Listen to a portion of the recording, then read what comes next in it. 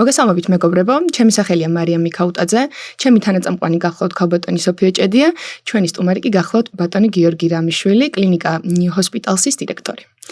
ძალიან სასიამოვნოა პირველ რიგში თქვენი სტუმრობა, უდიდესი მადლობა რომ მობრძანდით. ჩემთვისაც დიდი მადლობა მოწვევისთვის. პირდაპირ გადავალ ჩვენს მთავარ თემაზე. ჩვენ როგორც ვიცით, დღეს ვსაუბრობთ რადიოლოგიურ ჰაბზე.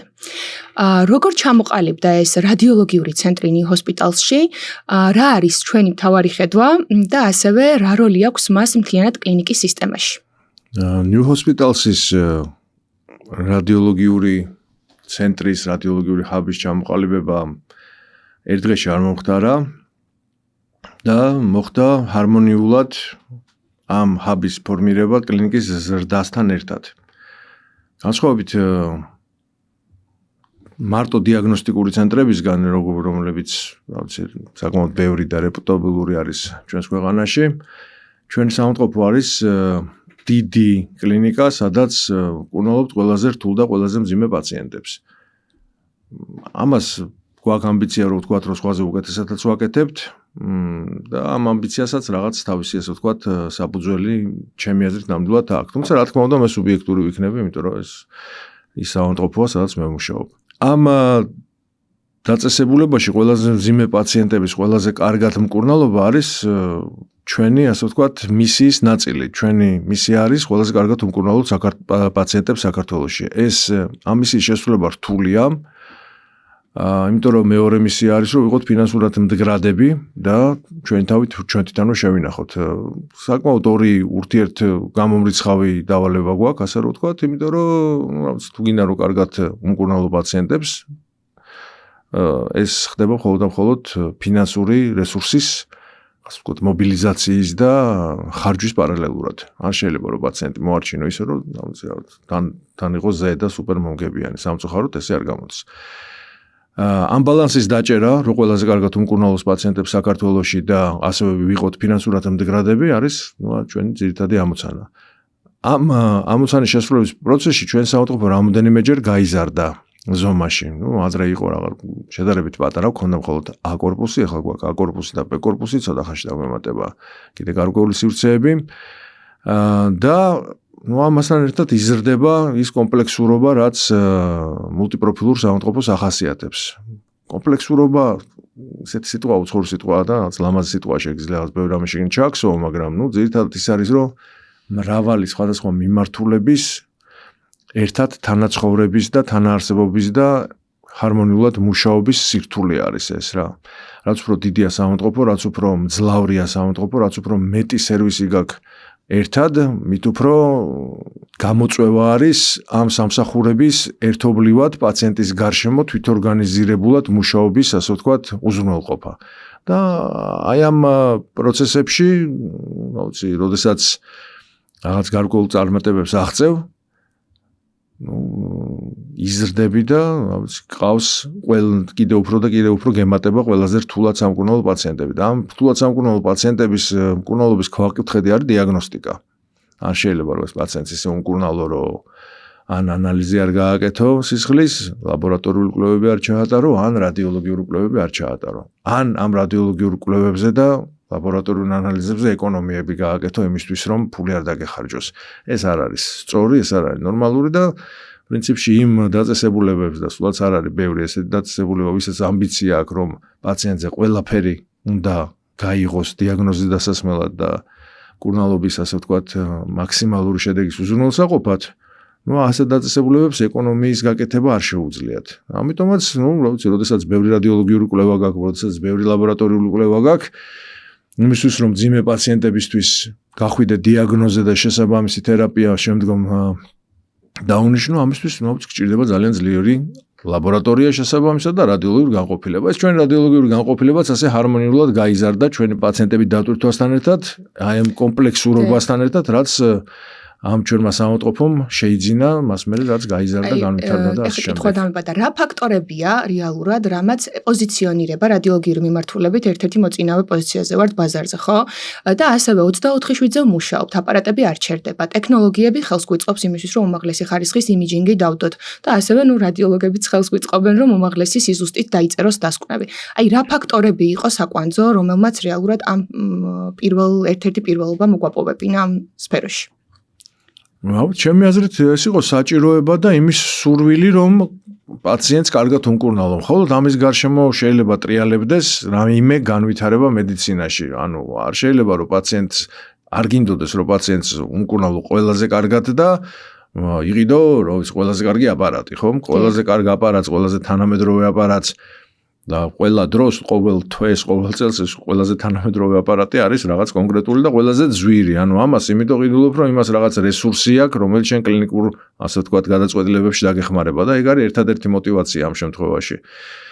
სამწუხარო ის არის, რომ ეს ახალი აპარატურა, რა ვიცი, ძალიან მალე ძველდება და გინდა არ გინდა რაღაც 7-დან 12 წლამდე აქვს life cycles ეძახიან და რაღაც მე უნდა გამოცვალო რა და ძვირიჯდება შესაბამისად, უნდა კონდეს ასე ვთქვათ ფინანსური სტაბილურობა, რომ კონდეს, რა ვიცი, 3 წელი მაგალითად MRT-ს აპარატი, ხა ბოლო აპარატი რომელიც ვიყიდეთ, შედარებით იაფად ვიყიდეთ, იმიტომ რომ როგორ გითხრათ, კარგი პირობებით შევიძინეთ, მაგრამ ეს შედარებით იაფი არის 900,000 евро რა და მანამდე აპარატი რო ვიყიდეთ, ის ღირდა 1,350,000 евро მანამდე კიდე რაღაცა და ამიტომ როგორც ვთქვი სტიმულატორი რა თქმა უნდა არის ის რომ პაციენტს ყველაზე კარგად გინდა უმკურნალო და დანარჩენი არის რესურსი. ამ რესურსი უნდა გქონდეს რომ პაციენტს ეს საუკეთესო უმკურნალობა იქნება თუ საუკეთესო დიაგნოსტიკა შესთავაზო და მიაწოდო. კლინიკა არის ადგილი, სადაც გადაწყვეტილებები წამებში მიიღება, მაგრამ ადამიანს გაყვება მთელი ცხოვრება.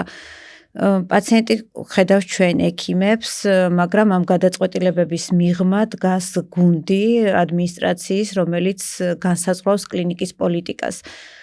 თქვენ ხართ ის ადამიანი, რომელიც ამ გადაწყვეტილებებს იღებს ყოველდღიურად და რა არის ყველაზე რთული გადაწყვეტილება, თუნდაც აი რადიოლოგიური თუ არარადიოლოგიური მიმართულებით, რომელიც მიგიღიათ როგორც დირექტორს. მართლა იქნებ არ მახსენდება რაღაც ეგეთი ყველაზე რთული და ყველაზე რაღაც ყოველდღე არის რაღაცა ისეთი გადაწყვეტილებების მიღება, რომელზეც შეიძლება არ იცოდე რომ მოგიწევს. იმიტომ რომ ძალიან დიდი დაწესებულება ვართ, 1700-მდე თანამშრომელი გვყავს, 24,000 კვადრატულ მეტრზე ვართ გაშლილები, ცალკე მშენებლობა გვაქვს, ცალკე სამკურნალო პროცესები მიდის. ცალკე, რა ვიცი, საკადრო საკითხები არა. ესეთი გადაწყვეტილება მართალ არ მახსენდება, ვერც ვიტყვი რომ რაღაც ჩვენი დაწესებულება ან ჩვენარი დაწესებულება რომელიღაც ერთ კონკრეტულ გადაწყვეტილებაზე არის ხოლმე დამოკიდებული. გუნდი მუშაობს რა, ამ გუნდს აქვს მაგრამ დელეგირებული სხვადასხვა, ასე ვთქვათ, მონაკვეთების სამუშაოსი და ყველა თავის ადგილზე გადაწყვეტილებებს თვითონ უნდა იღებდეს. ახლა ეს დელეგირების გარეშე არ გამოვა ხლა 1700 კაციან კოლექტივს, ერთი კაცი ვერ მართავს ერთ შემთხვევაში, სულ დიმიტრი გელოვანი იყოს. ორი დიმიტრი გელოვანიც არ ყოფა. პაციენტები ვერ ხედავენ. რა არის ის, რასაც პაციენტები ვერ ხედავენ და ყველაზე მნიშვნელოვანია და რამდენად რთულია ხარისხის შენარჩუნება მაშინ, როდესაც მოთხოვნა იზრდება. პაციენტები სამწუხაროდ თუ საბედნიეროდ ხედავენ მხოლოდ ალბათ 10%-ს მაქსიმუმ იმისი, რაც ხდება, რა პროცესებიც ხდება სამავტყოფოში. შეიძლება 10%-იც არ იყოს რა რეალურად. აი მაგალითისთვის რომ მოგიყვანოთ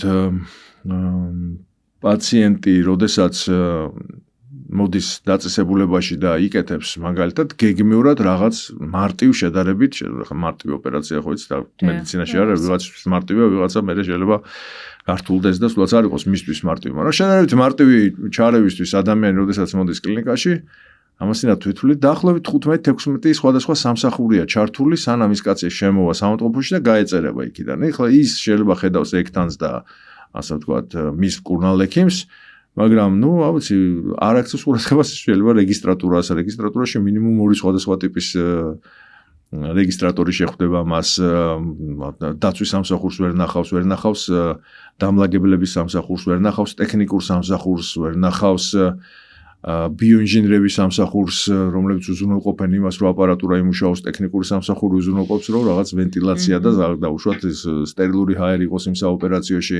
ვერ ნახავს საოპერაციოში რა ხდება, არა და საოპერაციოში ორი ტიპის ექნები ემსახურებიან მას, იმიტომ რომ ძინავს იმ დროს და ვერ ნახავს ვერც ანესთეზიის ექნებს და ვერ ნახავს ვერც ქირურგიულ ექნებს, ვერ ნახავს ანესთეზიოლოგს, გის დამხმარეს, ანესთეზიოლოგს აუცილებლად ნახავს, სანამ საოპერაციაში შევა, იმიტომ რომ ის რაღაც შეფასების ერთ-ერთი ნაწილი არის.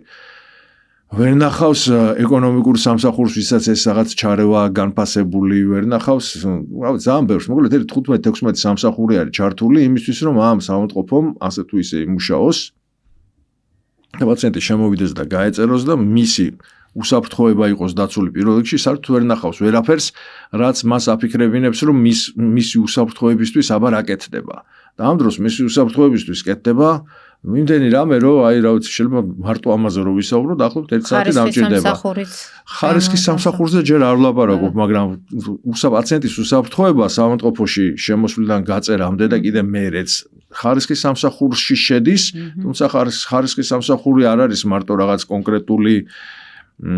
კონკრეტული მიმართულება, ხარისხის სამსახურში შედის როგორც JCI აკრედიტაციის და ამ აკრედიტაციისთვის საჭირო პროცედურების დანერგვა და ამ პროცედურების დაცვა. ახლა პროცედურებს ვერ ნახავს რა, ვერ გაიაზრებს.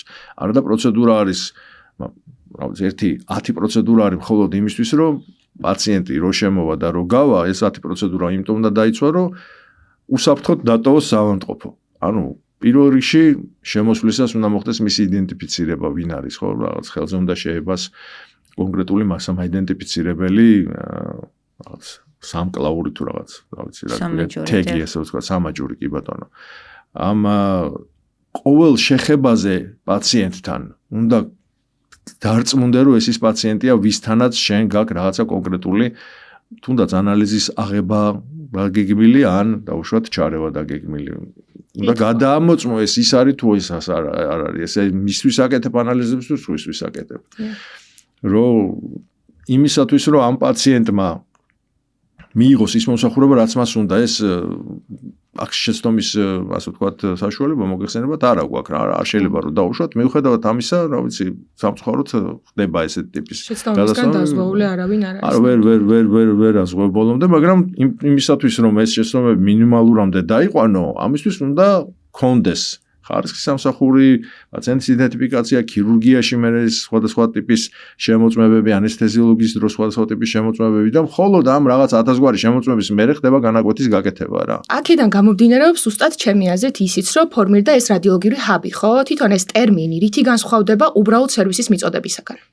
ნუ, რა ვიცი, ხა ტერმინი ნიშნავს, რომ ცენტრია რა, რაღაც სიმძიმის წერტილია, სადაც შეიძლება ბევრი ადამიანი მოვიდეს და მიიღოს სერვისი ბევრმა ადამიანმა. ნუ რა გქონდეს მაგალითად ერთი ცალი რენტგენის აპარატი, ვერ დაირქმევ, რომ ხარ რადიოლოგიური ცენტრი ან რადიოლოგიური ჰაბი. ის დაწესებულებები, რომლებიც საქართველოში მრავლად არის საკმაოდ, რომლებსაც აქვთ ასეთი ამბიცია, ნუ იმათ აქვთ ბევრი ტექნიკა, რომ ბევრ პაციენტს ერთდროულად ემსახურებიან. ეხლა ამ ბევრ პაციენტს ერთდროულად მომსახურების გარდა, რა თქმა უნდა, აქ არის, რომ კარგად უნდა მოემსახურო ამ პაციენტს. და კარგად მომსახურებისთვის რაღაც გარკვეული კომპონენტები გჭირდება და კარგად მომსახურებისთვის ზოგადად არის რამოდენიმე კომპონენტი, ხა ჩვენ სამედიცინო სფეროში ვართ და ნუ ახლა ვერ დაიჯერებს მე რო თქვა, რომ სამედიცინო სფეროში ყველაზე მნიშვნელოვანია კონდეს კარგი განათება, რა ვიცი. ალბათ ყველა დამიჯერებს, რომ ყველაზე მნიშვნელოვანია კონდეს კარგი ექიმი, იმიტომ რომ რა ვიცი, ექიმის გარშემო არის პროცესი აგებული. ექიმთან ერთად აუცილებლად ექთანი უნდა თქვა, იმიტომ რომ ნუ ის ექთნის გარეშეც ვერ ხდება ვერაფერი და მორჩა თქვენ რადიოლოგიის შემთხვევაში ტექნიკოსები შეიძლება დავარქვათ რადიოგრაფერები და ნუ რა ვიცი, ეს პერსონალი, ვინც უნდა იყოს კომპეტენტური. კომპეტენტური რო იყოს, ნასწავლი უნდა იყოს, მუდმივად უნდა იახლებდეს ამ, ასე ვთქვათ, ცოდნას, უნდა კონდეს რაღაცა საბაზისო ელემენტები ხარისხის დაცული, როგორც არის peer review, რომ ნიშნავს, რომ პერიოდულად რაღაც ერთი ექიმის დასკვნა უნდა გადაამოწმოს მეორე ადამიანმა. რაღაც სიხშირით არ არის საჭირო ყველა გადაამოწმოს, მაგრამ უნდა იყოს აუცილებლად რთული შემთხვევების განხილვის პრაქტიკა მიღებული, აუცილებლად უნდა იყოს რაღაც საშუალება, რომ რთული кейსების და არართული кейსების სასწავლო პროცესი იყოს დანერგილი იმ დაწესებულებაში, ინფორმაციის გაზიარება. კარგი გაგებით კონკურენციაც უნდა იყოს ექიმებს შორის და პერსონალს შორის, რომ ყველა ცდილობდეს, რომ რაღაც განვითარდეს და ეს არის საბაზისო და მე არის ტექნოლოგიები, რომ ეს ტექნოლოგიები უნდა კონდეს და თუ არა გაქვს ხა რა ვიცი რა. რაც არ უნდა ყავდეს ექიმი და ძველი 1956 წელს გამოშვებული რენტგენს აქვს გაცილებით დაბალი რენტგენის აპარატს, დაბალი შესაძლებლობები და ეხლა რო გამოდის აპარატები, რა ვიცი, ძალიან მაღალი შესაძლებლობებით და ხილვადობით და ვიზუალიზაციით გამოირჩევა და გარდა ამისა მე არის თქვით ეს ტექნოლოგიები, თქვით პერსონალი, თქვით სწავლა-განათლება მუდმივი და უწყვეტი და გადამოწმება და გადაგზავნა სადღაც და ამ кейსების გარშემო განხილვა, ლაპარაკი, მედიცინას არ უყვარს მიჩქმალვა. აი რაღაცა ვერ დავწერე, ვერ ვნახე და რაღაცა და დავმალე და რაღაცა ჩემთვის ვიყავი. გარემო უნდა იყოს ისეთი, რომ თუ კი სადღაც რაღაცა ვინმე ვერ ნახა, ეს თვითონვე უნდა აწიოს და თქვას, აი აქ რაღაც დამემართა, მოსკვა ინციდენტების მართვა. ინციდენტი უნდა დაფიქსირდეს და რაც უფრო კარგია საავადმყოფო, მით მეტი ინციდენტი ფიქსირდება. ანუ ეს არის ხარისხის ერთ-ერთი მეტრიკა. ინციდენტი თუ ბევრი გაქვს, ესე იგი შენ ხარისხიანი საავადმყოფო ხარ, ესე იგი შენ არ ჩქმალავ, შენ ამ ინციდენტებს თუ რაც არის, რა ვიცი მე. პატარაც რო იყოს, სულ თუ რაღაც დარღვევა იქნება თუ გადაცდომა თუ თუნდაც რაღაც, რა ვიცი მე, შეუსაბამობა ის უნდა ამოიღო დადო მაგიდაზე, უნდა განიხილო შენ კოლეგებთან ერთად და დასახო გზები, როგორ არ უნდა განმეორდეს ეს ყველაფერი და მოკლედ ეს სოფლიოში ესეა დანერგილი, რომ რაც უფრო კარგი ხარ საავადმყოფო, მით მეტი ინციდენტი გაქვს რეპორტირებული, არავის არ ეშინია, არ არის დაჟჯადიეს. რეალური პრობლემა და უნდა აწიო ალამი, რომ რაღაცა პრობლემა მაქვს ნებისმიერ სამუშაო წერტილზე, არა მარტო რადიოლოგიაში, არამედ რა ვიცი, საექნო სამსახურში, ქირურგიულ სამსახურში, ტექნიკურ სამსახურებში, რომელიც ბევრი გვაქვს. ეს უნდა იყოს ხელშეწყობადი. თუ ეს ხელშეწყობადია და ასე ვთქვათ, ამაზე არავინ არ გжის, მარტო ამითი ხდება ხარისხის, ასე ვთქვათ, დიდწილად გაძლიერება. და ბოლოს ვთქვით პროცესები, ვთქვით პერსონალი და აქ ექიმებია თავში, მე არის რაღაც მუდმივი სწავლება, განათლება, გადამოწმება, ტექნოლოგიები და პროცესები. პროცესიც უნდა იყოს დალაგებული. აი პროცესის დალაგებასაც ძალიან დიდი მნიშვნელობა აქვს პირველ რიგში პაციენტის უსაფრთხოებისთვის. აი მაგალითად არ შეიძლება რომ ნებისმიერი ადამიანი შეიყვანო რომ რენტგენში ან დაუშვათ მაგნიტორეზონანსულ ტომოგრაფიას ვისში გარკვეული პროცესის გარეშე ხარ. თუ არ ჩაუტარე რაღაც გამოკითხვა არ დაადგინე მისი აუცი ელემენტარულად შეიძლება შემქონდეს. არა, შეიძლება ელემენტარულად კონდეს რაღაც მეტალის რაღაც ნივთი ან იმპლანტი რა, რომელიც შეიძლება დრამატული შედეგი გამოიღოს, ხო? ანუ პაციენტთან გასაუბრება, პაციენტის რაღაც ინფორმირებული თანხმობის მიღება, შემოწმება, ანამნეზის მიღება და შემდგომ მერე კვლევა. ამ პროცესების დაცვა და აი ეს არის რა ვიცი, ხა თითქოს არაფერი განსაკუთრებული არ არის. უბრალოდ მარტივად ჟღერს, მაგრამ რამდენი სირთულეა? ძალიან რთულია იმიტომ რომ ძალიან ბევრი კომპონენტი არის. აი რაღაცა პროცესი რომ დავნერგოთ, რა აი მაგალითად პაციენტის ინფორმირებული თანხმობის მიღების პროცესი. აი მაგას ჩართული არის 8 ადამიანი, 8 სხვადასხვა სამსახურით. ხო ყველას გონია რომ რა თუნდა ამდენი 8 და ნუ აი უნდა 8 რა. და აი ამ პაციენტს კიდე არ უნდა მოუწიოს 8-თან შეხება.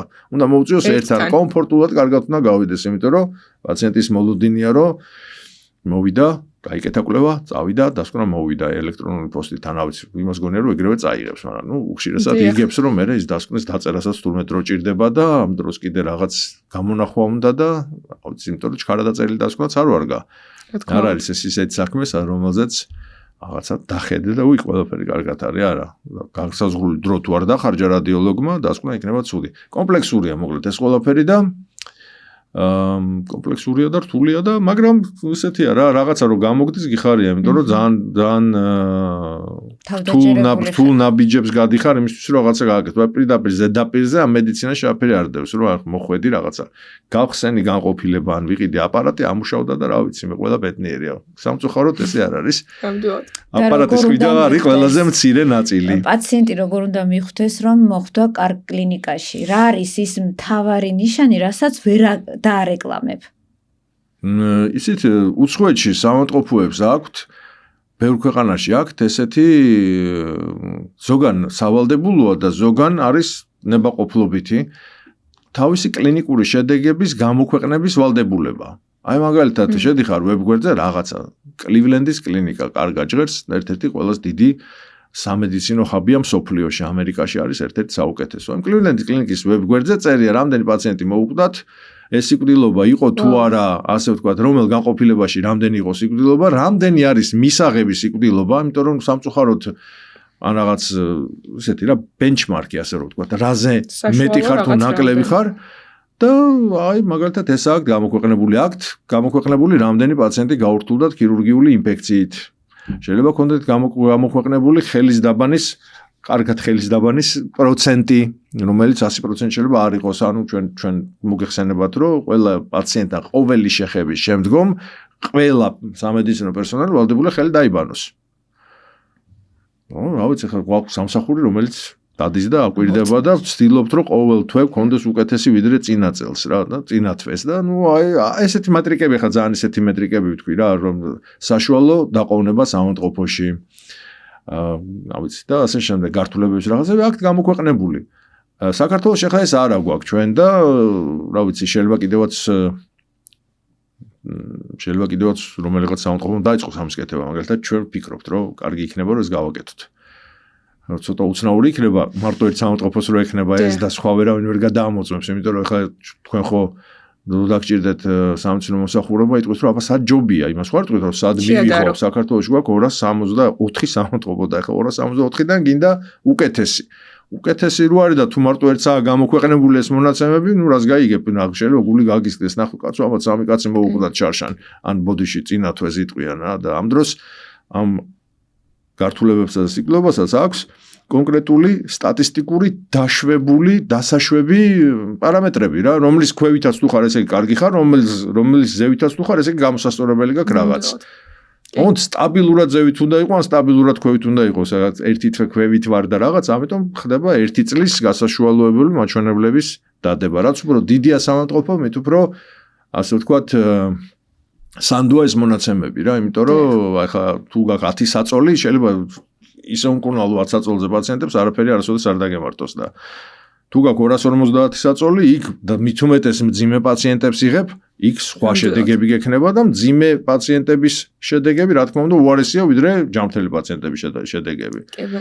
მოკლედ, ჩემი რეკომენდაცია ამ შემთხვევაში არის და აქ ახლა რა თქმა უნდა ობიექტური ვერ ვიქნები ისევ სუბიექტური ვიქნები, ისეთ საავადმყოფოს უნდა მიმართოს, ისეთ დაწესებულებას, რომელიც არის სერვისებით დახუნძლული და ბევრი და მძლავრი და რაც შეიძლება ნაკლები მოგიწევს სიარული აქეთ-იქით სხვა დაწესებულებაში. ერთად იქნება ყველაფერი და თუ კი დაგჭირდება რაღაც, მიიღებ ამ მომსახურებას მყისიერად და არ მოუწევს მაგალითად რომელიღაცა ოპერაციის დროს თუ გართულდა და დაგჭირდა სიზარო და ქირურგი, იმის გამოძახება და იმის 6 საათის მერე არ მოვა სხვა საავადმყოფოდან.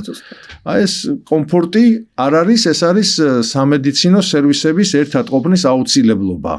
ადგილზე უნდა ყავდეს ადეკვატური სერვისის მიმწოდებელი, რაც შეიძლება მეტი, ასე ვთქვათ, მიმართულების ექიმი სპეციალისტი. ეს თუ გაქვს, სხვაზე უკეთესი ხარ.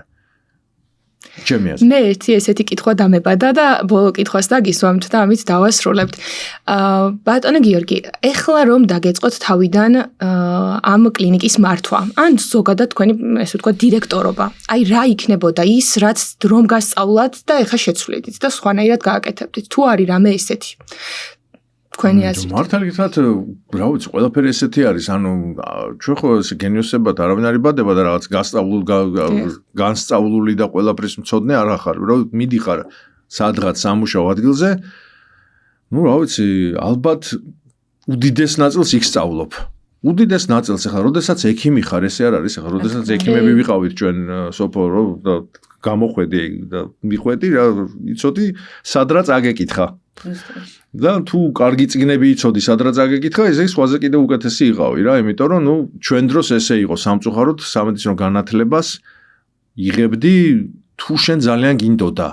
თუ შენ ძალიან არ გინდოდა, ნუ იღებდი რა რაღაცას დიპლომს. ეხლა ლიტერატურა არის თვალავი. არა, ეხლა არა მარტო ლიტერატურა, ეს ჩემი ბავშვი რაღაც USMLS აბარებს და ისეთი რესურსები არის, რომ უბრალოდ არ უნდა გინდოდეს, რომ ისწავლო, თორე აი რესურსები არის ინტერნეტში რო შედიხარ, იხსნება რაღაცა აპლიკაცია და იმ აპლიკაციაში არის ტესტები. იმ ტესტების ახსნა თითოეულ სიტყვაზე შეგიძლიათ დააჭიროთ ჩაყვა, იმ სიტყვის განმარტება ნახო ვიდეო მოქმედების მექანიზმი, როგორ უნდა უმკურნალო. ჩვენ დროს ქონდა ესე წიგნები, იყო რამოდენიმე წიგნი რა და თუ გეტყოდა მე ძალიან გამემართლა, რომ მე მყავდა მასწავლებელი, რომელმაც მასწავლა 1-2 კარგი კარდიოლოგიური წიგნი, კი არ მასწავლა, წამაკითხა და შემასწავლა და მის ასე ვთქვათ მეთვალყურეობის ქვეშ ვიყავი და ამიტომ გამიმართლა. ხო, ამიტომ რა ვიცი, რაღაც მომენტში სხვაზე ცოტა მეტიც ვიცოდი რა. თუ სხვა სისწიგნე არ ქონდა წაკითხული. ეხლა ეს რესურსები არის რა თქმა უნდა. ხო და მაგას ვიძახით, რომ ჩვენც ხა მენეჯმენტიც ძირითადად სწავლობს პრაქტიკაში ძალიან ბევრ რამეს და პრაქტიკულად ყოველ არ არსებობს რაღაცა რომ ლიმიტს მიაღწია და მე ყველაფერი ვნახე და სამწუხაროდ ყველაფერი ვერ ნახე რა ყოველ რაღაცა წელს ან ყოველ თვე შეიძლება რაღაც ისეთი სიახლე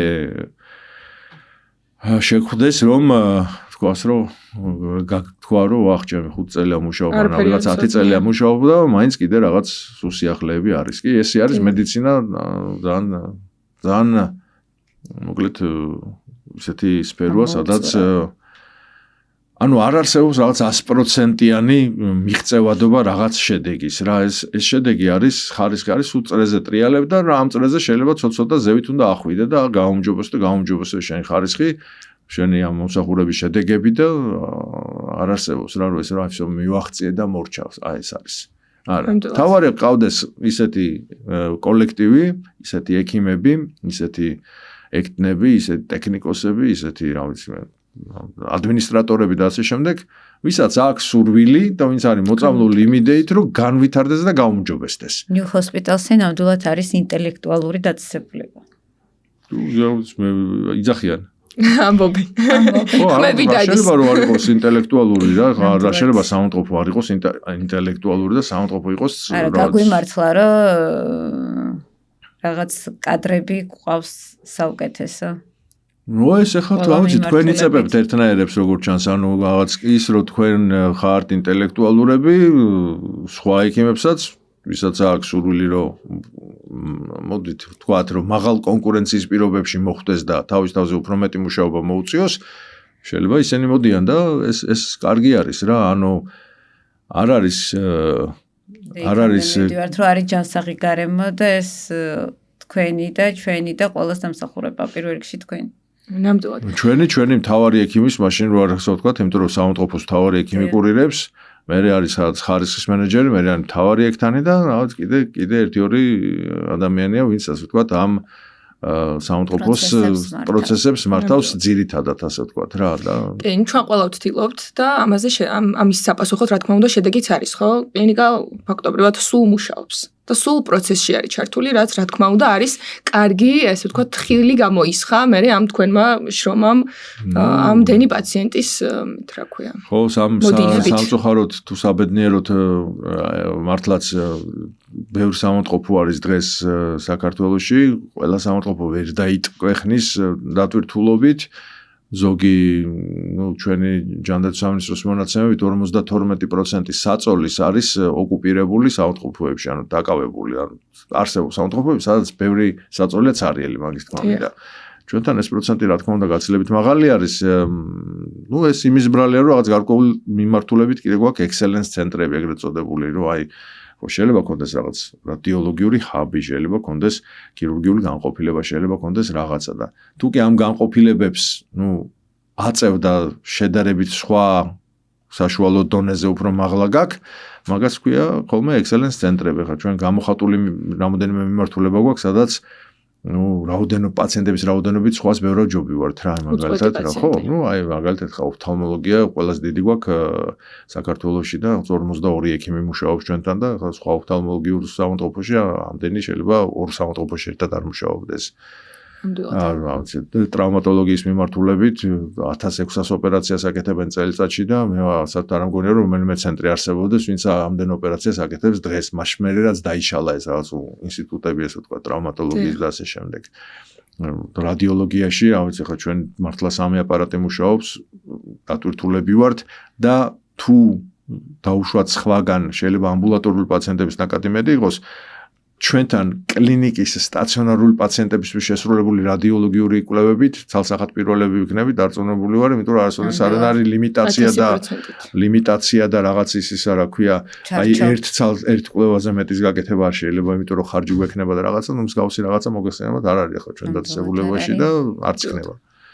ამიტომ მაგ მიმართულებითაც ვფიქრობ, რომ გვაქვს იმის ამბიცია, რომ ვთქვათ, რომ ძალიან ძლიერი რადიოლოგია გვაქვს და ვიცით რომ კიდევ უნდა გავძლიერდეთ და ვიცით რომ ეს არასოდეს არ მორჩება. აუცილებლად. კი, ეს სწავლა და განვითარებისთვის ასე ვთქვათ ჩვენი მუშაობა არის მუდმივი პროცესი ეს არის და სხვანაირად არ გამდება.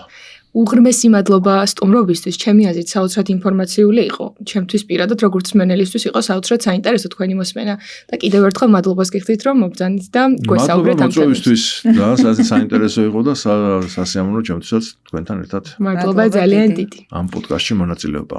მადლობა ძალიან დიდი რომ უყურეთ ჩვენს არხს, გამოიწერეთ, დასვით კითხვები, მაქსიმალურად ვეცდებით მომდევნო სესიები კიდევ და კიდევ უფრო საინტერესო შემოგთავაზოთ.